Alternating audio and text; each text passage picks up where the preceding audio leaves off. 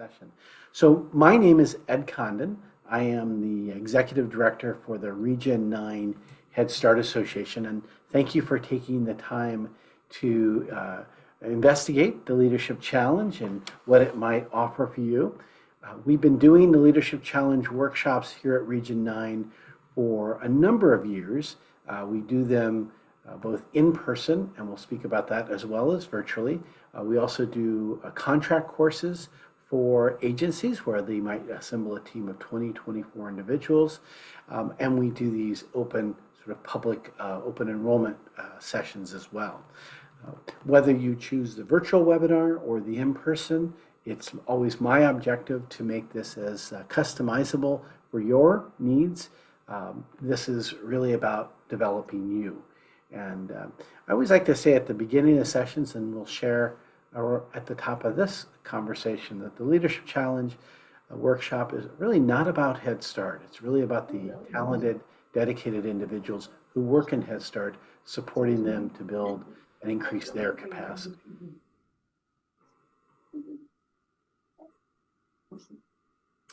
I've been conducting the Leadership Challenge workshops for about 7 years now, mostly here in Region 9. Also, I worked nationally with Michigan, Pennsylvania, Illinois Head Start Association as well, offering courses in Florida, Chicago, and so forth.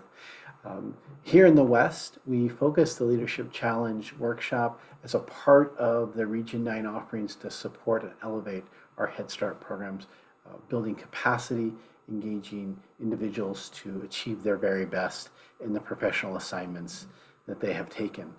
I've worked in early childhood education for over 20 years, closer to 30 actually. Early on, for the first bit of time, as an owner and operator of a group of Montessori early education programs here in Sacramento County. And since 2000, I've been working with the Head Start community, Head Start California, the National Head Start Association, and here in Region 9. Always in the role of working to advance, to elevate the voice of Head Start and the services that are provided in our local communities.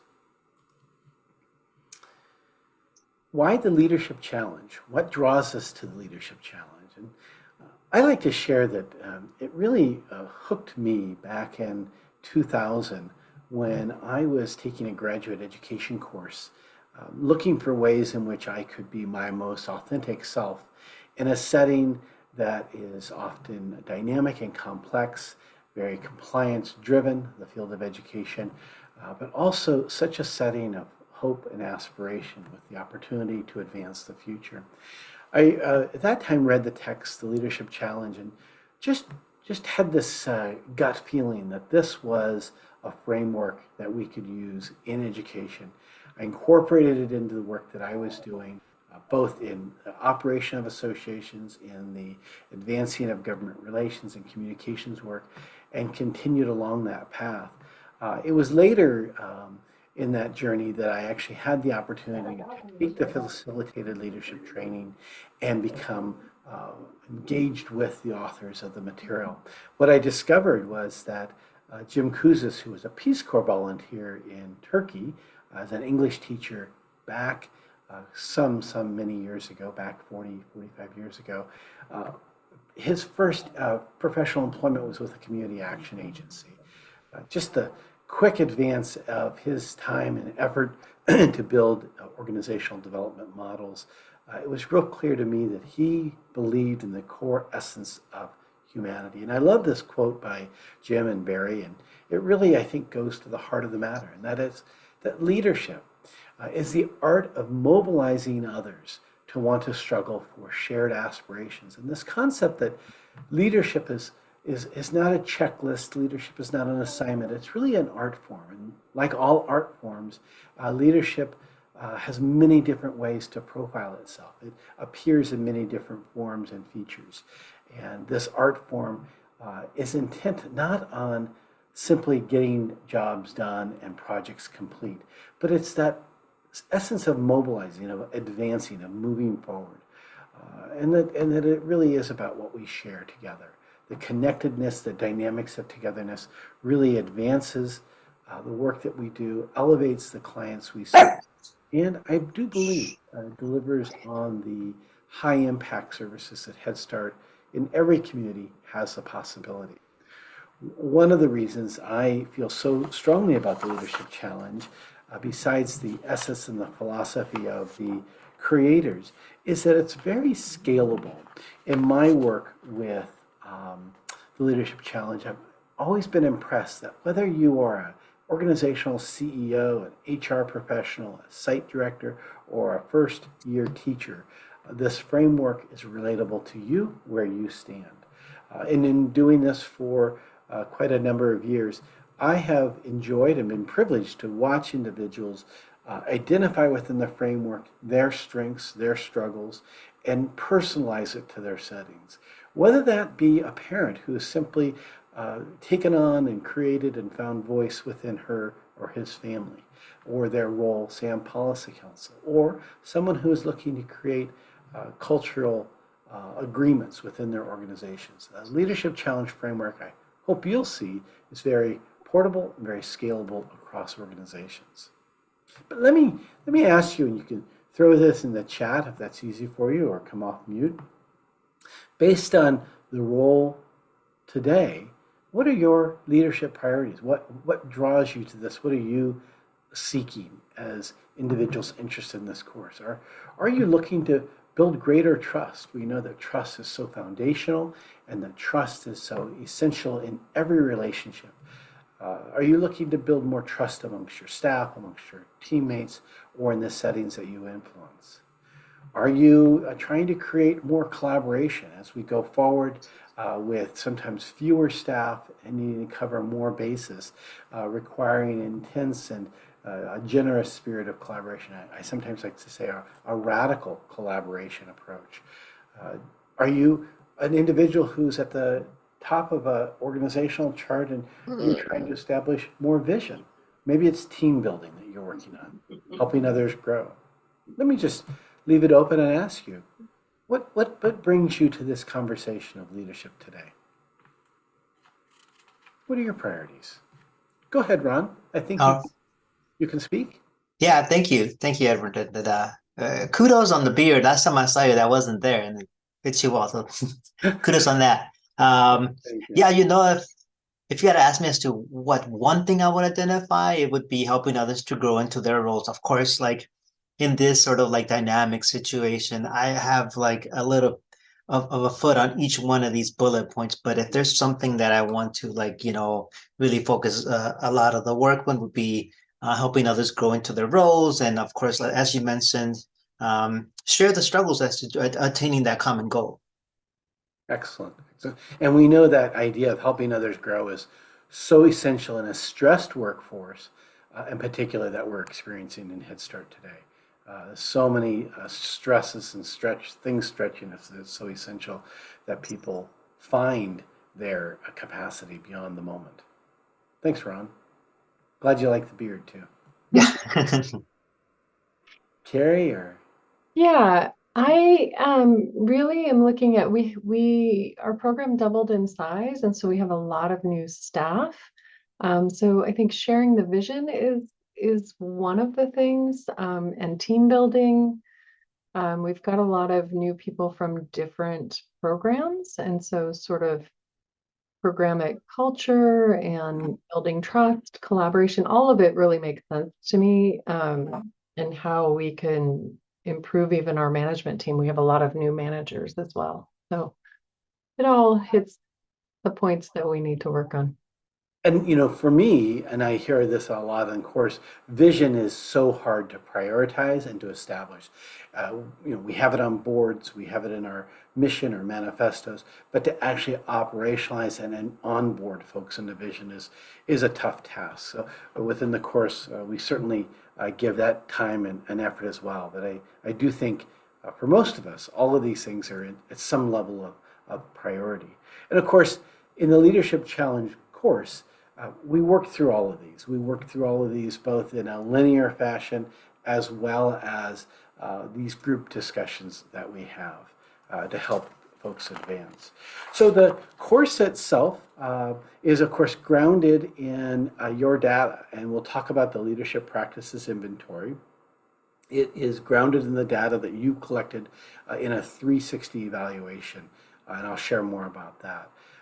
The data and the content is also experienced within a peer-to-peer model. If it's virtual, we do it in breakouts. If it's in person, we do it in small groups, whether that be a group of 6, a group of 3, or a group of 2. And with each exercise we do, in each section of the content, we do vary that some.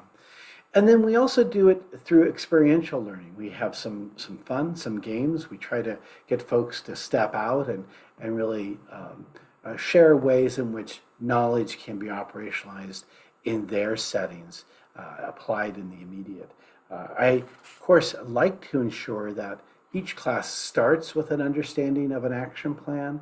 We revisit during the course that action plan, and then we wrap up with that action plan so that the course materials are not just learned, but you find 1, 2, maybe 3 things that you can bring right back to your setting. So that's very important to me to make sure that those action plans are useful and valuable. As I said, the data tool that we use, and you can Google this and look it up if you're curious to know more of it, is called the Leadership Practices Inventory, LPI. And the LPI really focuses, as it says here, on self-discovery. So asking an assortment of people to give you feedback. Those you report to, those who report to you, those who might work aligned to you, peers maybe even inside your organization or outside, and maybe in a different agency. And then, of course, those that you have life experiences with. So we love to ensure that in the LPI assessment, you have the people who are right most adjacent to you, as well as individuals who might know you from a different context, volunteer work, a board work, a church experience, maybe even family members. Sometimes we have to be careful around the idea of bringing in family members because they can be very rosy and not give us good data. But it's really about identifying those individuals who can help you in that self-discovery mode. Through the collection of the LPI, the 30 behavioral indicators, we look at the data in these various frameworks, these practice areas, so that we can understand where your leading strengths are, where your struggles might be, where we can accelerate frequency.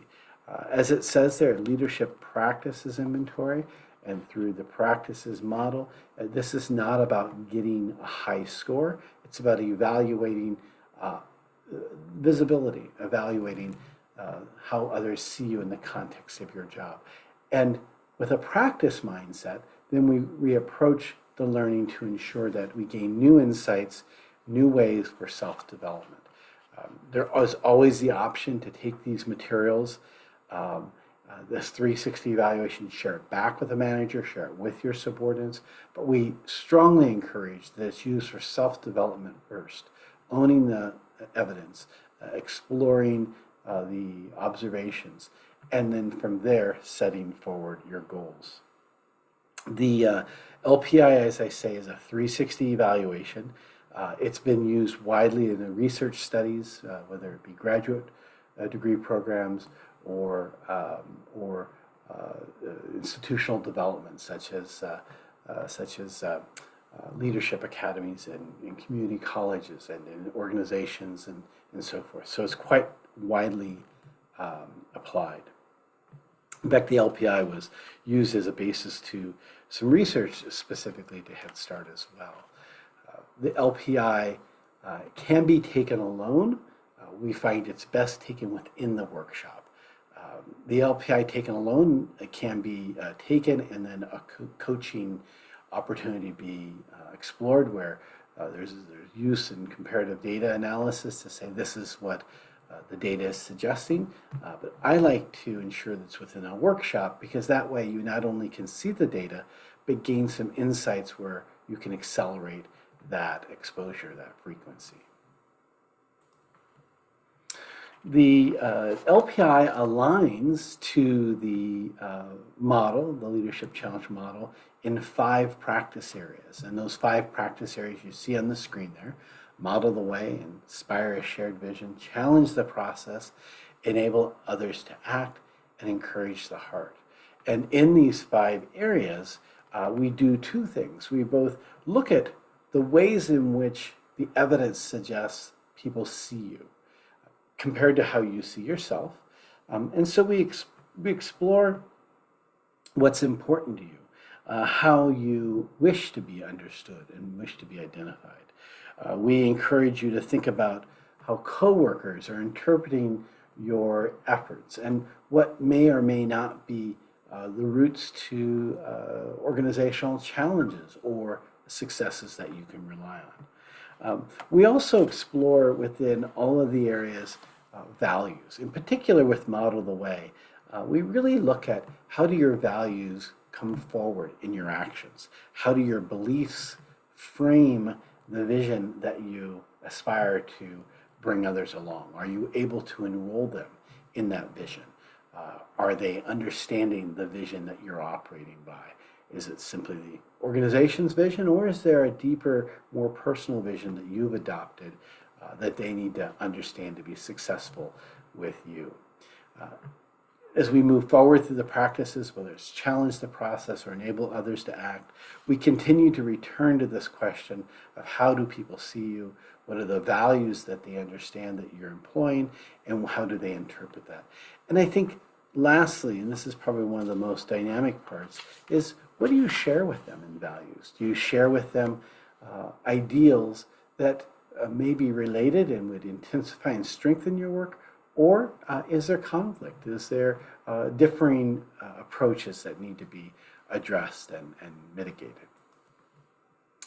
The course is offered in a 2-day and a 4-day framework. 2-day is essentially 6 hours a day for 2 days back to back. It's either off-site at one of our workshops. In February, we'll be doing it in Phoenix, or it can be offered at your agency within a 2-day framework. The 4-day approach, which is about 2.5 hours per session, 4 sessions, is done online, and it's done over a period of typically 2 weeks. The reason for kind of keeping it nestled close is so that the information is familiar to you, but also giving you time to accomplish the homework. So in the 2 or 4-day models, we do a lot of reflection, small and large group work, as well as the hands-on exercises, and as I say, the action planning. In both frameworks, the 2 and 4 days, we offer coaching. And that post-coaching is to help you say, this is what I see, I want to move forward with this strategy or that. And I make myself available to dig in deeper because it's important to me that, 1, there's comprehension of the model. 2, you can take it back to the source that maybe sent it to you, a manager or a board or a team leader. And 3, I find there's always the opportunity for you to become an evangelist of the work, talking about values, engaging folks in vision. And I want to make sure you're ready to step up to that role if that's the type of work that you do. There's quite a bit of materials that come along with the training, whether it's the LPI, the online LPI, the hardback book, the Leadership Challenge, the participant workbook, the value cards, and so forth. So it's a fairly extensive, materials-driven, I would say fairly intensive workshop of materials for you to gain in the moment as well as be able to utilize on an ongoing basis. I do like to suggest to folks that committing to the Leadership Challenge workshop is more of a 6-month process.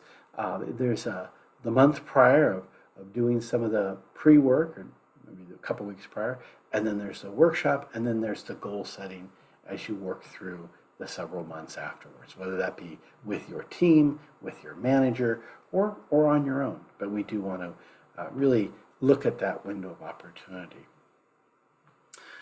I'm often asked, who should be attending the workshop? who does it best fit? And it is broad, and as I said at the front end, it's very scalable. I've had in my workshop first year teachers to 40-year senior executives. So I love to see senior leadership teams. They tend to really gel around that comparative data. They find a lot of strength in seeing collectively what can advance. We also know that emerging younger, newer voices, newer individuals to the program who are trying to find a method, a framework by which they'll conduct their work. So individuals who may have been, say, in a classroom or in a health support setting, as they move into management roles, by what means do they manage? By what techniques do they use? And this is a great support system for them to understand how to advance.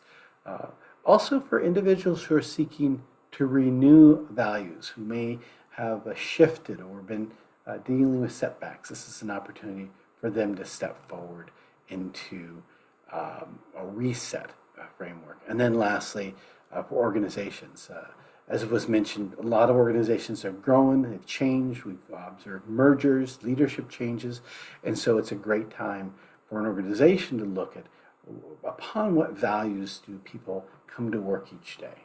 So we always want to make sure that the leadership challenge is an option for you to explore that really helps you build deeper connection among the teams and the individuals your agency works with. In the past, I've been told that folks have loved the feedback. It's a great data. There, of course, is a culture of data in Head Start, and the opportunity to have individual feedback is often a very new experience. Judy Cashel from Pacific Clinics shared that it's very beneficial to have live data and feedback and analysis to reflect on. Doreen Dela Cruz from King's Community Action shared that she enjoyed the activities that made her think outside the box, and the course made her think about how she can improve ourselves. And I love those quotes because I really think that's at the essence. It's about engaging with individuals who can then move forward on their own terms. As you can see there, our upcoming workshops are toward the end of February. The virtual begins February 22nd and goes through to March 6th, 7th, 22nd, 23rd. The in-person session will be in Phoenix this year, February 27th, 28th, which is very accessible to the Phoenix airport, and hotel accommodations are right there in the area of the conference center. Those are the two offerings we have. So I'm so appreciative of you all taking the time to step in. I hopefully gave you more information on the course. I'm curious if you have questions. I'd love to hear them, either information that I might not have covered that's still missing for you. I'd be glad to answer that, or just your observations about leadership more broadly. Love to hear from you. How long have you been doing the leadership challenge? Well, I've been doing it formally since 2012. I took the facilitated training then, did it a couple times a year, and worked it in with the work I was doing through a grant. Then moved into this space in 2016 at the Region 9 Association, and have really made sure that it's a part of our regular offerings. This past year, which I guess actually was a year ago now, I just received my certified master with the Leadership Challenge content. And that is a result of both the length of time I've been doing it, the number of courses. I think I counted up about 800 folks I've gone through the training with, as well as going through the content deeper with the authors and their representatives to ensure my own fidelity to their philosophy and their views. So it's been quite a while, actually. And I'm a full-time staff here at the Region 9 Association, so we only fit it in a couple times a year. But last year I did do, in addition to the public workshops, we did do 3 contract courses, and I expect to have another contract course coming up. And that's where I work more intensively with an agency. Edward, you mentioned that it takes like a 6 months in terms of a commitment. What happens around that time that the course ends and that 6 month mark? Is there a check-in? Is there like a follow-up, a report back? Not really. I continue to make myself available at any point in time to check in, to coach, to uh, connect over the materials. I do send out 2 emails to that cohort, reminding them of their accountability partners. One of the things that we create is an accountability partner with the hope that you will check in with that accountability partner at 30 and 90 days. 30 days, so this is someone you've worked with in the workshop. 30 days is just to say, how you doing? Have you gotten back? Did you accomplish the first thing that we talked about, the last item? And then 90 days to see if the action plan is in motion. So those are really optional on you and your accountability partner. And some of them have been really exciting. One of my attendees a year or so ago has taken and mobilized their entire family service team, family service advocate team around this framework. And so I've heard of those kind of results where people have gone in that 6 month period back into their systems and have created courses, created staff trainings. For others, it might drop to the background and they might return to it later. It just depends on your need and the demands that are on you. I don't ask you to spend 6 months with me, but I know that to give the material fair hearing and fair effort, I like to keep it alive in your consciousness during that window of opportunity. Okay, thank you.